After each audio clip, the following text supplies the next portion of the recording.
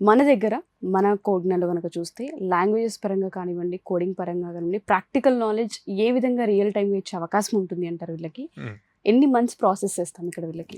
So ఎవరైతే BTech చదువుతున్నారో ఈ pursuing వాళ్ళందరికీ కూడా సి అన్నది ఇంపార్టెంట్ అండి. సి ప్రోగ్రామింగ్ కరెక్ట్గా వచ్చి దాంట్లో లైక్ మీరు ఎట్లాంటి డివైజెస్ బిల్డ్ చేయొచ్చు, ఎంబెడెడ్ సి అని హార్డ్వేర్ డివైజెస్ లైక్ ఆర్డినో ఇట్లాంటి వాటికి యూజ్ చేస్తాం అనమాట, ఐఓటీ డివైజెస్కి. సో దానికి సి యూజ్ అవుతుంది. సో ఒకసారి దాని మీద ఇంట్రెస్ట్ వచ్చి ప్రాపర్ ప్రోగ్రామింగ్ నేర్చుకుంటే ఏ ప్రోగ్రామింగ్ లాంగ్వేజ్ అయినా ఈజీగా నేర్చుకుంటారు. చాలా ఇంపార్టెంట్ సి అనేది.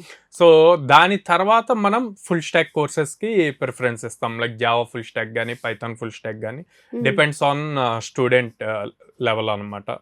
సో వాళ్ళు కంప్లీట్ కంప్యూటర్స్ ఐటీ సైడ్ నుంచి వచ్చారనుకోండి, వాళ్ళకి జావా సజెస్ట్ చేస్తాం. నాన్ ఐటీ నుంచి వచ్చిన వాళ్ళకి పైథాన్ సజెస్ట్ చేస్తాము. కొంతమంది నాన్ ఐటీ నుంచి వచ్చినా కూడా వాళ్ళకి ఇంట్రెస్ట్తో ఆల్రెడీ ప్రోగ్రామింగ్లో కొంత ఫౌండేషన్ బాగా నేర్చుకొని ఉంటారు, బేసిక్స్ బాగా నేర్చుకొని ఉంటారు స్ట్రాంగ్గా.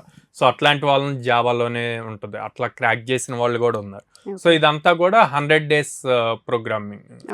సో 100 వర్కింగ్ డేస్లో వీళ్ళు ఎంటైర్ ఒక అప్లికేషన్ని ఎండ్ టు ఎండ్ బిల్డ్ చేయగలుగుతారు అన్నమాట. ఓకే.